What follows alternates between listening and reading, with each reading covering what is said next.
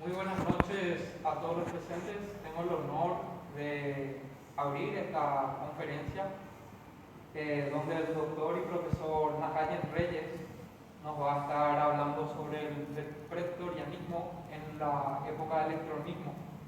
Me gustaría resumir brevemente el currículum del doctor y profesor Najayen Reyes, maestro en Historia Contemporánea de la Universidad Central de Venezuela y doctor en Historia de la Universidad Católica Andrés Bello, Caracas, con su libro titulado La política exterior paraguaya durante el pretorianismo estronista. De eso nos va a estar hablando previamente. Me corrijo, ahora le dejo con ustedes al doctor Najayen. Gracias, muy amable. Bueno, ante todo, Julio, gracias por este esfuerzo para que yo pueda estar presente aquí en la ciudad de Encarnación, compartiendo esta investigación con las personas acá presentes y que también minutos antes pudimos conversar en dos medios de comunicación de la ciudad. Bueno, lo primero que quiero que sepan es que esto se trata de una tesis doctoral, la cual tuvo por título La política exterior paraguaya durante el pretorianismo estronista. Bien,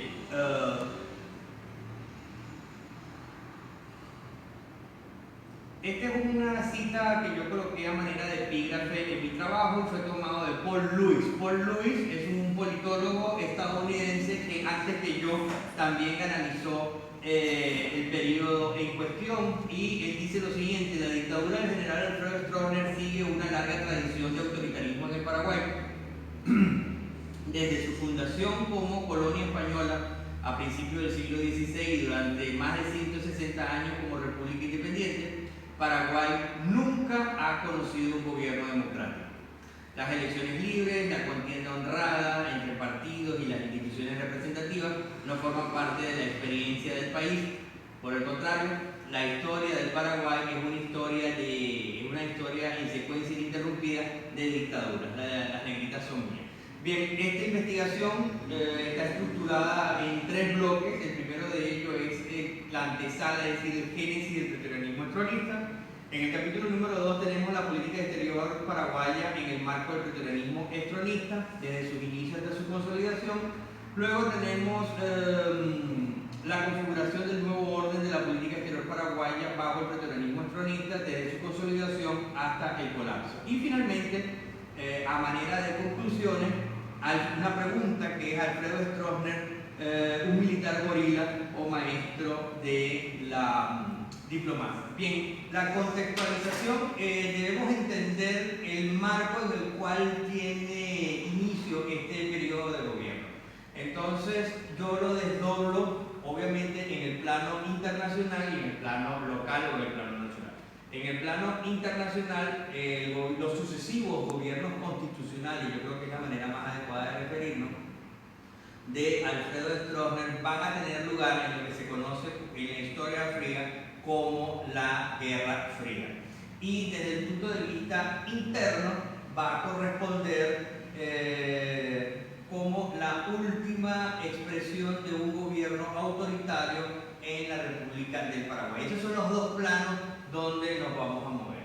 De tal manera que aquí, en esos dos ámbitos, surge una interrogante: ¿cómo podemos tipificar la naturaleza de las relaciones internacionales que tuvieron lugar en el Paraguay en este periodo que corresponde de 1954 a 1984? Y allí surge una hipótesis: si el gobierno, si el general Stroessner, por ser un militar, se entiende coloquialmente que los militares todos son gorilas, entonces su diplomacia, su política exterior va a ser la propia de un gorila, es decir, va a ser torpe, no va a conducir a ningunos fines positivos para el país. De tal manera pues que los objetivos de nuestra investigación, palabras más, palabras menos, consiste justamente en analizar, a la luz de ese contexto internacional, cuáles son las formas de interacción entre la sociedad civil y el sector militar en el ejercicio del gobierno de Stroessner y cómo este se expresa en las relaciones internacionales. Desde el punto de vista metodológico, básicamente, como ya creo que escucharon o ya saben, esto se trató de un trabajo de metodología netamente histórica, lo cual significa que para su desarrollo se fundamentó casi exclusivamente de documentos oficiales, adicionalmente a ello combinado con fuentes bibliográficas referenciales y fuentes hemerográficas que fueron obtenidas en la ciudad de Caracas. Bien, la antesala. ¿Qué es lo que entendemos entonces por el pretorianismo stronista? Bien, les decía justamente que el contexto es el preludio de la llegada de Stroessner al poder en Paraguay durante la Segunda Guerra Mundial. Y allí, hace unos minutos les estaba comentando en la radio, es que para nadie es un secreto que Paraguay prácticamente era un desconocido en el mundo. Y por eso es que Frank Mora habla de que es un socio remoto. Es decir, este país en el medio de Sudamérica o en el corazón de Sudamérica con muy poca población y sin mayores riquezas que lo hagan significativo dentro del mercado mundial, prácticamente hace de Paraguay que sea un país desconocido.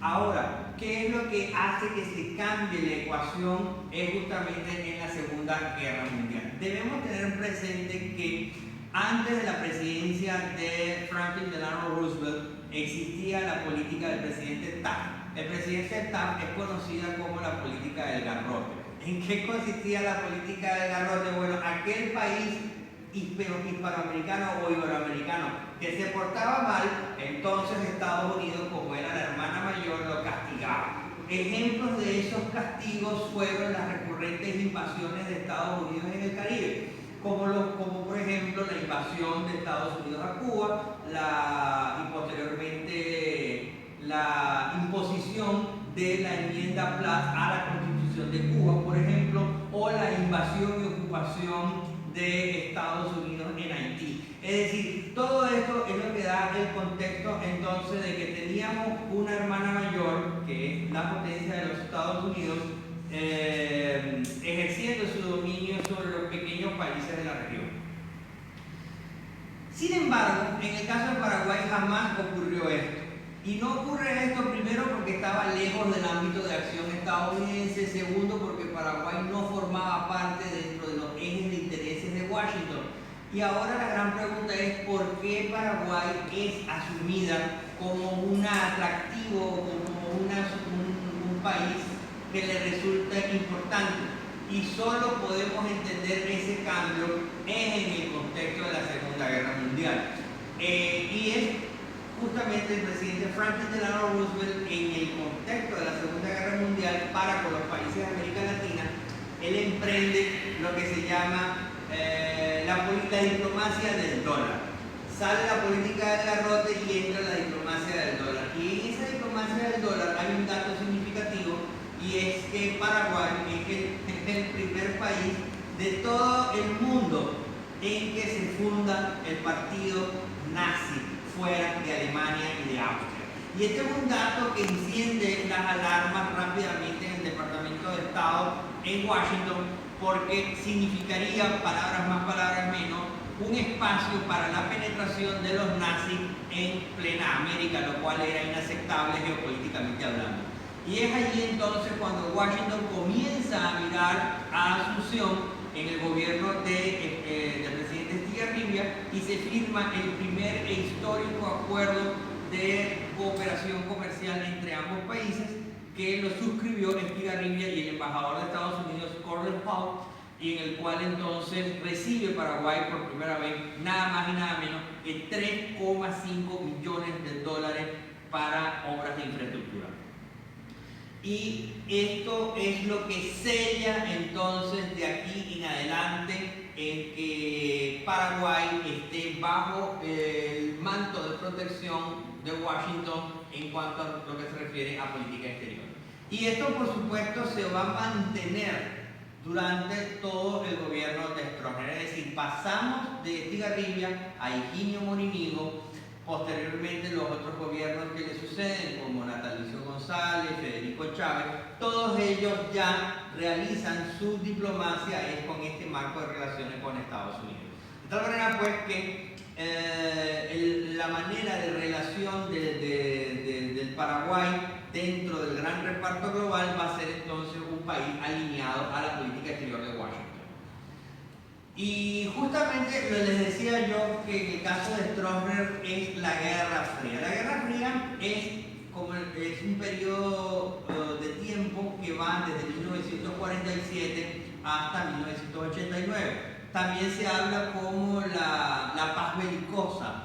Y palabras más, palabras menos, a mí me gusta la definición. Aquí tiene la definición de John Lewis Gall, justamente, quien es el máximo historiador estadounidense especializado en temas de Guerra Fría. Y palabras más, palabras menos, es lo que nos dice es que la Guerra Fría es cualquier intento de reducir la Guerra Fría a una confrontación Washington-Moscú sería un minimalismo, sería un reduccionismo. Debemos entender la Guerra Fría como ese contexto marco y macro que fue una pelea multidimensional en múltiples ámbitos y en múltiples escenarios en el que estas dos potencias chocaron. Ahí también tiene la definición de Eric Hobsbawm. Eric Hobsbawm es un historiador británico que falleció hace ya un par de años y bueno, se las voy a compartir brevemente, y es lo que dice que la historia del periodo en su conjunto siguió un patrón único marcado por la peculiar situación internacional que dominó hasta la caída de la URSS, el enfrentamiento constante de las dos superpotencias surgidas de la Guerra Mundial. La Guerra Fría entre los dos bandos, Estados Unidos y la URSS, dominó por completo el escenario internacional de la segunda mitad del siglo XX, donde generaciones completas crecieron con la posibilidad de un conflicto nuclear global. Bueno, ahora, ¿cómo se caracteriza esa Guerra Fría y la dinámica política paraguaya en los albores del stroessnerismo? Antes de llegar a Stroessner al poder, como les había dicho, la manera mejor de citarla es la de Paul Lewis, que él dice que desde la fundación de la República del Paraguay hasta los tiempos de Stroessner jamás hubo democracia. Una vez yo tuve una fuerte discusión con el expresidente Federico Franco en radio, porque él me decía que era falso lo que yo estaba diciendo, porque los presidentes, Ayala y no sé quién más, eran democráticos. Y ahí fue cuando yo le respondí a él que una cosa es que exista democracia en términos nominales, es decir, que haya constituciones, que supuestamente existan congresos, pero la base del poder no está en las constituciones ni en el Congreso, sino está en la dinámica política que se expresaba en ese entonces. Entonces usted le dirá, bueno, ¿y cuáles son los factores dominantes desde el punto de vista político institucional en la realidad paraguaya del siglo XIX o post-guerra de la Triple Alianza? Y es lo que denominamos nosotros el caudillismo. Baila caudillismo. Entonces el caudillismo es ese fenómeno histórico en el cual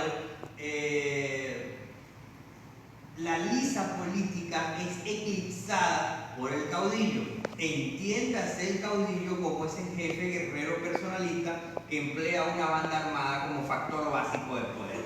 Es decir, palabras más, palabras menos, entonces el caudillo es un jefe que tiene hombres armados, ejércitos de montonera. Es el hombre entonces que con sus campesinos armados con lanzas y con mosquetes son los que llegan al poder y son los que ejercen los cargos de autoridad política. Entonces, considerar eso como democracia es realmente un absurdo. Y en el siglo XX, lo que corresponde al siglo XX, se va a desmarcar del caudillismo cuando se crea un efectivo ejército nacional. En el caso del Paraguay existe una confusión de cuándo es que se da la fecha exacta de la creación de un efectivo ejército profesional y moderno. Hay algunos que dicen que fue creado en los tiempos de Francia, hay otros que dicen que fue creado en los tiempos de López.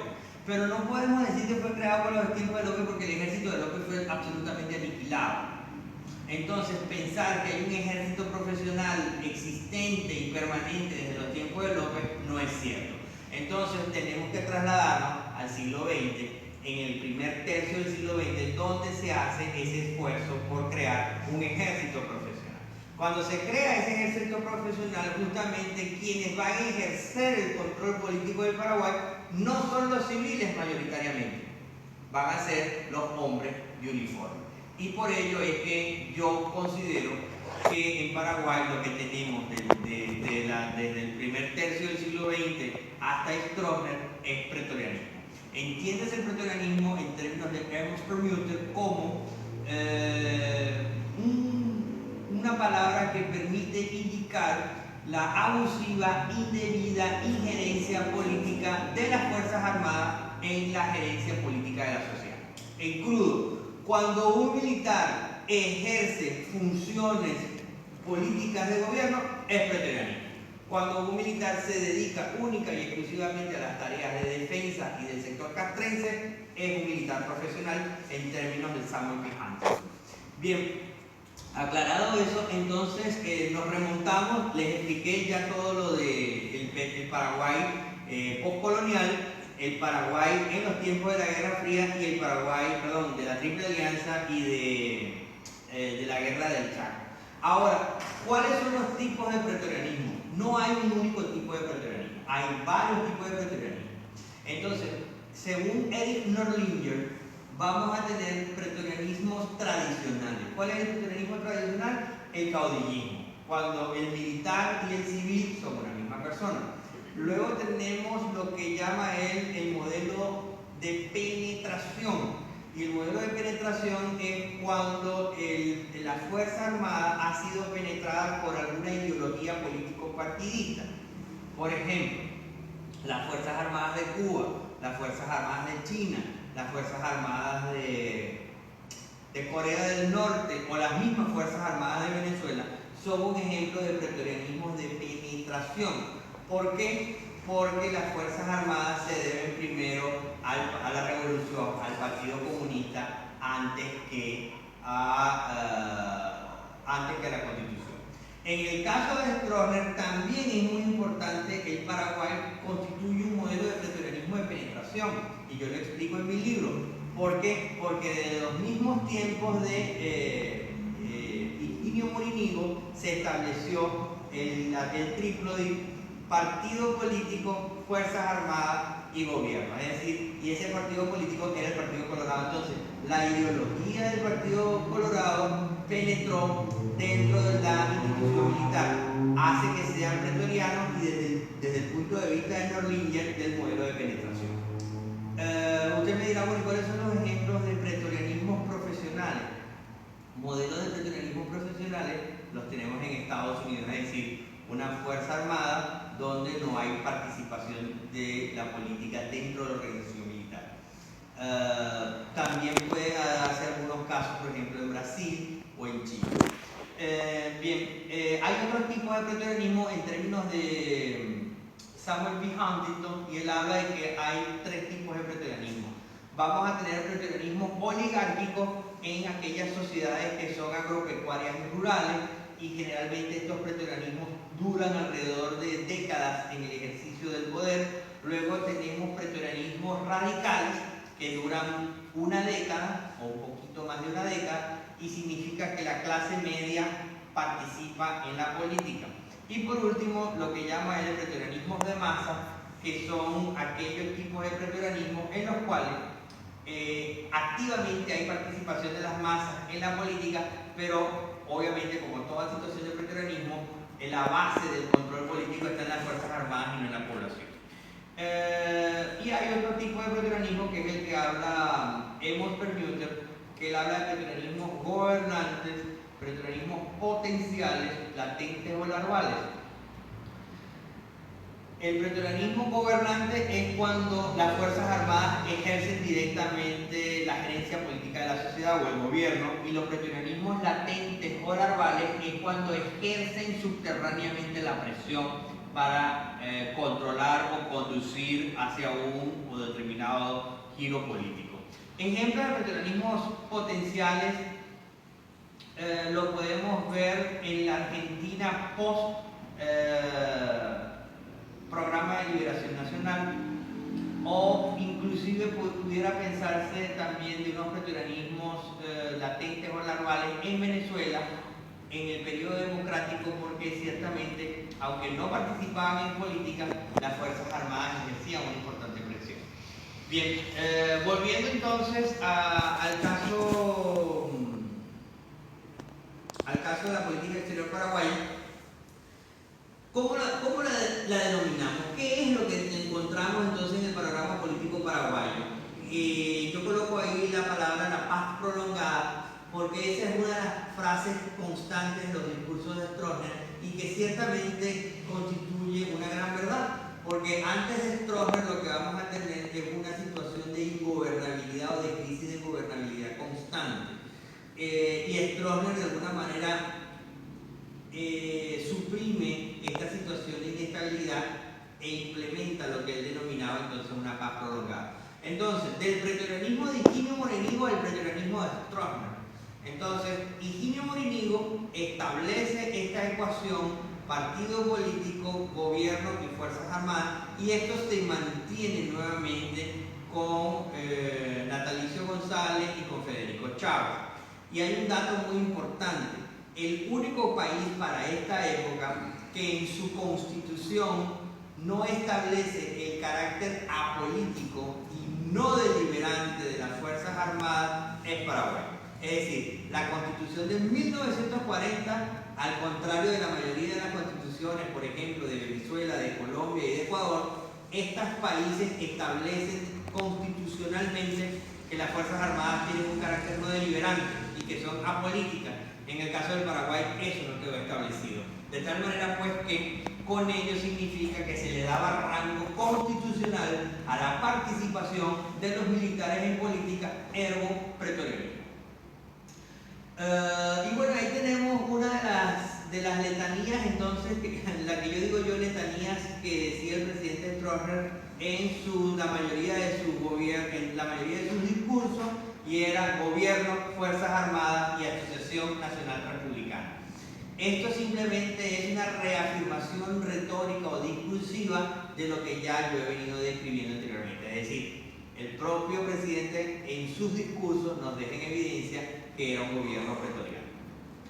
Bueno, ¿cómo podemos periodizar el pretorianismo de Stroessner? Como les dije, el gobierno de Stroessner realmente es sucesivos gobiernos constitucionales, pero esos sucesivos gobiernos constitucionales no son homogéneos.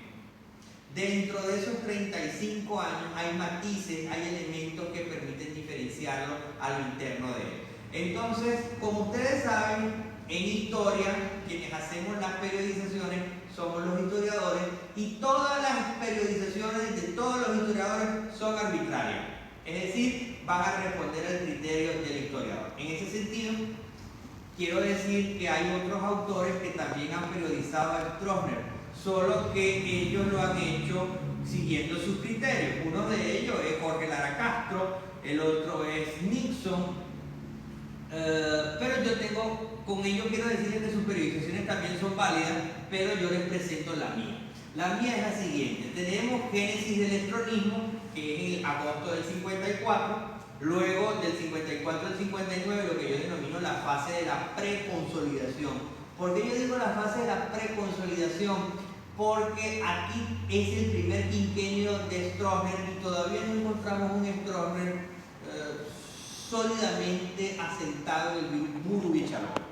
Es un hombre que todavía está aprendiendo a ser presidente. Luego tenemos la tercera fase, que es la consolidación, que va del 59 al 67. Es decir, aquí el presidente Stroessner ya logra su consolidación en el poder. Es decir, es un mandatario que ya logra alcanzar 3 gobiernos sucesivos. Y sobre todo en lo que respecta a su tercera reelección, efectivamente la misma se hizo ignorando la inhabilitación constitucional que existía para ese momento, que era que el presidente solo podía ser reelecto 2 ocasiones. Luego tenemos lo que yo llamo el apogeo de Stroessner. Y el apogeo de Stroessner yo lo sitúo del 67 hasta el 81. ¿Por qué del 67 al 81? Porque en el 67 se produce nada más y nada menos que la reforma constitucional. Y no es una reforma constitucional, es una asamblea constituyente que generó una nueva Carta Magna para el Paraguay, que es la Constitución del 67. A mi juicio es una constitución bastante moderna, tiene numerosos elementos significativos y nuevos, a diferencia de la versión del 40. Por citarle algunos ejemplos, establece nuevamente un Congreso de 2 cámaras, incluye el Ministerio Público y permite, por supuesto, la reelección del presidente de la República. Y yo pienso pues que en el fondo la esencia de esa reforma constitucional era permitir la reelección nuevamente de Alfredo Stroessner. Y ese cambio, ese pequeño cambio, ¿cómo se diría aquí en Paraguay? Ese nichimí de cambio, nada más y nada menos significaba el enorme poder del presidente Stroessner para ser capaz de permitir establecer más gobiernos o permitir su reelección. Y yo lo establezco hasta el 81. ¿Por qué hasta el 81? Justamente ya creo en la década de los 80 comienzan a terminar los trabajos de la construcción de las represas, se inicia la escala de inflación, hubo un aumento del desempleo. Y también al interno del Partido Colorado habían algunos sectores que decían que ya estaba suficiente de Stroessner y que se necesitaba un nuevo cambio o un relevo.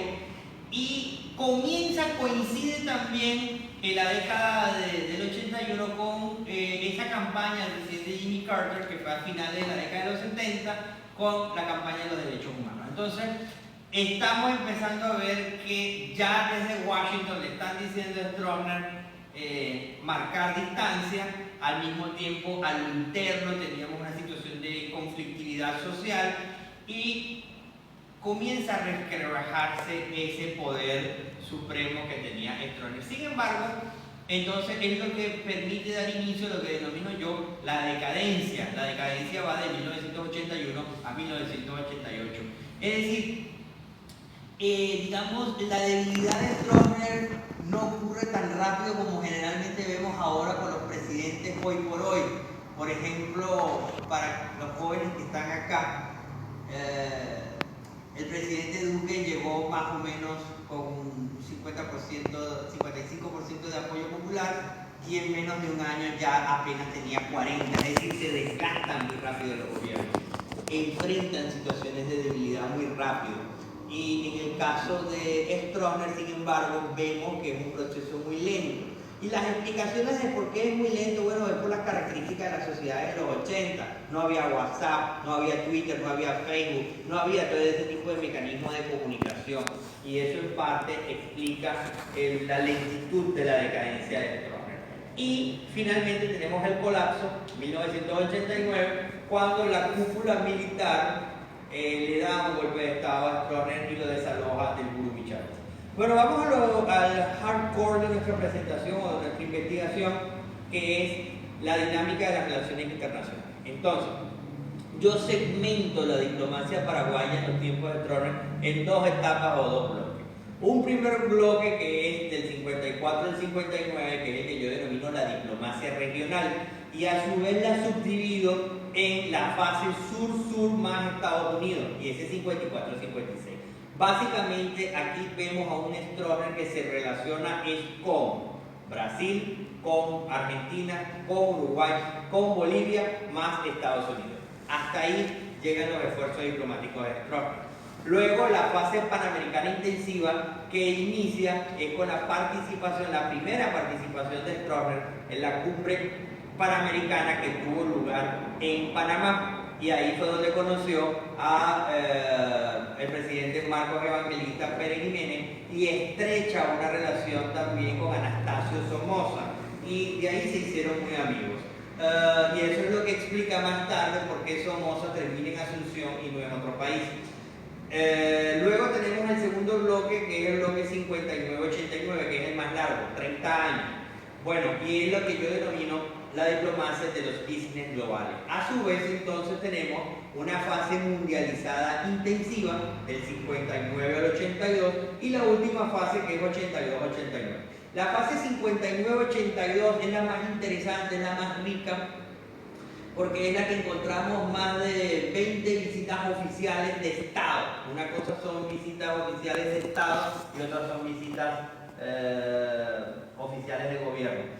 En este caso fueron más de 20 visitas registradas de Estado en las que los mandatarios, creo que 10 o 12 veces, recibieron de parte de Stroessner el cordón, la orden Francisco Solano López, que es un collar de oro, y a través de, al día siguiente que se le establecía esta orden al mandatario de Estado visitante, el Paraguay suscribía un acuerdo de cooperación financiera o de cooperación técnica o de cooperación de lo que fuere. Y por eso yo denomino esto la política del cordón, es decir, del collar de oro. Stroessner a todo mandatario que lo recibía con visita oficial y le daba el collar de Francisco Solano López, estaba asegurando o ya había asegurado un tratado de cooperación económica. Y por último, esta fase que se llama la fase de decadencia, que comienza justamente en la década de los 80, básicamente, es cuando Stroessner primero comienza a perder el apoyo de Washington desde Jimmy Carter y se acentúa en la presidencia de Ronald Reagan. Y va a ser justamente con Ronald Reagan donde llega a su cenit. Y no es por coincidencia. Recuerden ustedes que el presidente Ronald Reagan se hizo famoso por entre otras cosas, por su famosa frase, odio la Guerra Fría. Es decir, Stroessner es un hombre de Guerra Fría. Era el hombre que respondía a los intereses estadounidenses en el contexto de la Guerra Fría en el Cono Sur y concretamente en el Paraguay. Y ya en la presidencia de Ronald Reagan era un hombre que detestaba la Guerra Fría, que ya estaba harto de esa posible confrontación y amenaza nuclear entre Washington y Moscú. Él estaba hastiado de eso y también comienza a distanciarse enormemente de Asunción, a tal extremo que el embajador de Ronald Reagan en Asunción básicamente tuvo serias fricciones con el propio presidente Stroessner. Y el subsecretario para el hemisferio occidental se reunió con líderes de la oposición de Stroessner en Buenos Aires. Es decir, que ya con esto le estaba dando un gran respaldo Washington a la oposición y no al régimen de Stroessner. Bueno, ya para cerrar, vamos a hablar brevemente entonces de la evolución del pretorianismo stronista en el periodo de la consolidación al colapso. Bueno, ya es que yo se los comenté anteriormente, lo que me resta decir es cómo funcionó esa diplomacia de los business globales, y era justamente eso.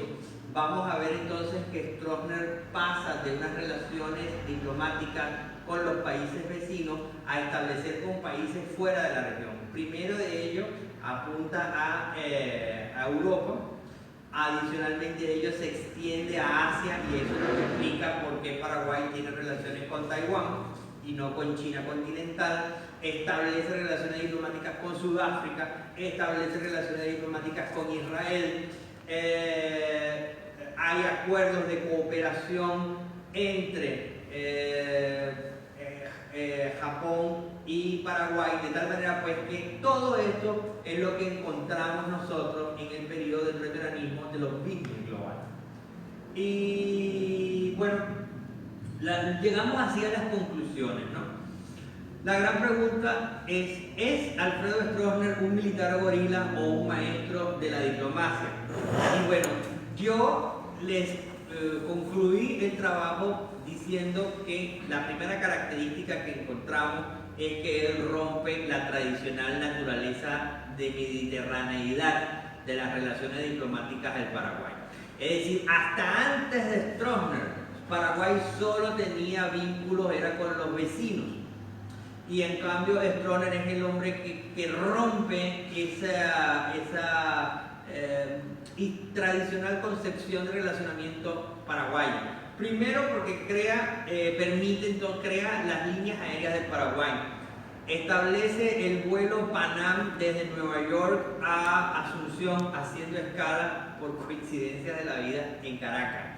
Se crea también el puente de la amistad con Brasil, lo cual entonces hay dos fuentes de conexión con el mundo exterior. Ya no es nada más a partir del espacio de los argentinos, sino por acá, por cierto, por esta ciudad, por Encarnación, sino que también la crea por Ciudad del Este.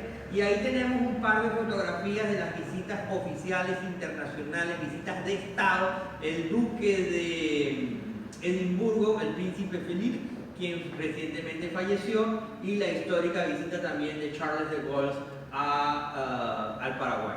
Otros frutos importantes de la diplomacia paraguaya. El otro día yo di esta conferencia en la Universidad Católica y me dijo un joven estudiante de acá, de la Católica de Asunción, me dijo que si no lo hacía Stroessner, lo hubiera hecho cualquier otro. A lo que yo le respondí que eso es una hipótesis contrafactual.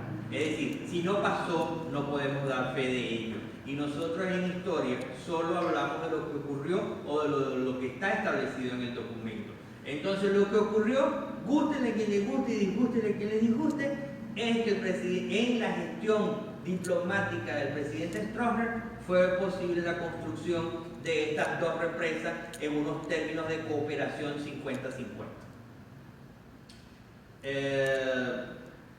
He concluido. Bueno, vamos a hacer la entrega de unos reconocimientos de que... pero ya va, no sé si hay alguien que quiera hacer una pregunta. Sí, alguien quiere hacer una pregunta. Puede estar todo claro como un Yo sí, fantasma.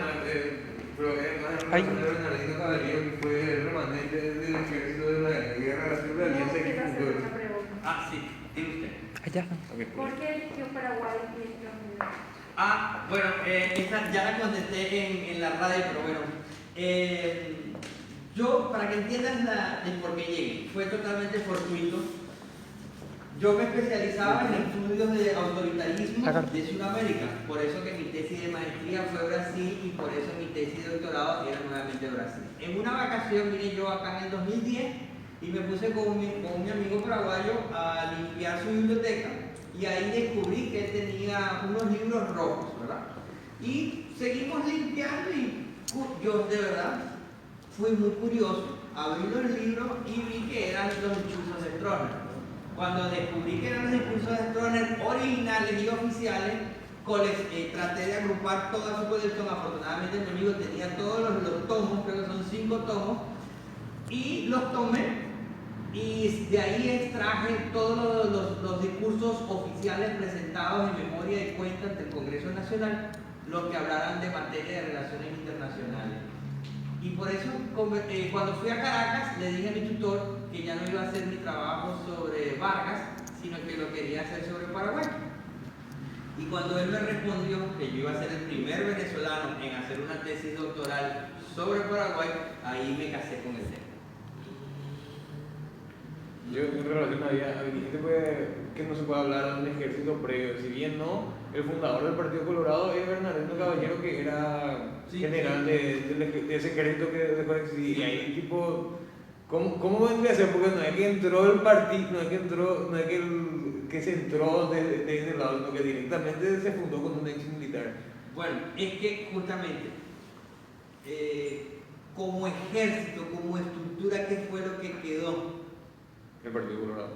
Quedó fue un partido, no un ejército profesional. Sí. Y es ahí la diferencia. ¿Ves? Sí. Y por eso le dije que es un tema que todavía está en discusión. Para mí, por ejemplo, yo no puedo tomar en cuenta como un ejército lo que quedó de los restos del ejército de 1870, porque ya eran niños, sí. No eran ejércitos profesionales, no habían ido a una academia de formación, esos elementos. ¿Verdad? Entonces, en el siglo XX, ya antes de ir a la guerra del Chaco, recibieron entrenamiento militar profesional. Entonces, ahí ya podemos considerarlo como una tropa efectivamente profesional. No sé si alguien más tiene alguna pregunta. ¿Y cómo fue la relación de Stroessner con el último dictador de Venezuela? Con Pérez Jiménez, te voy a responder en venezolano, eran costillas. fueron tan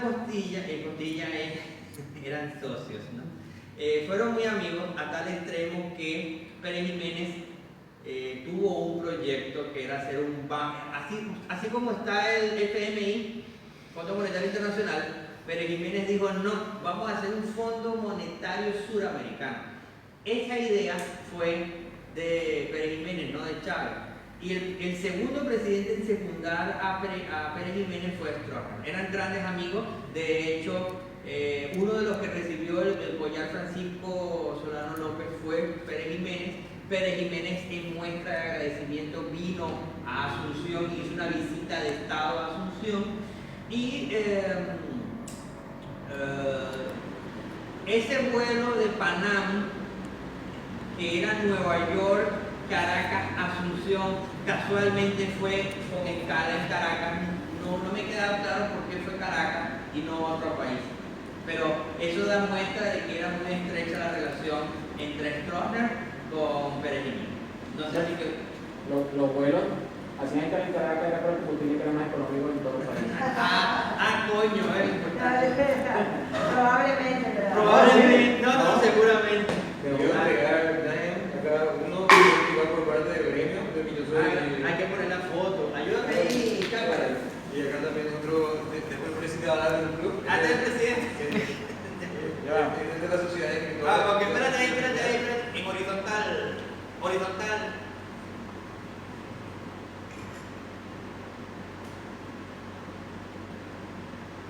Ahí me pasa, para que venga el presidente.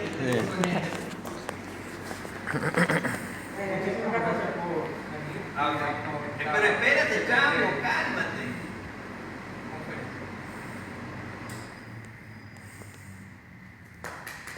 Gracias.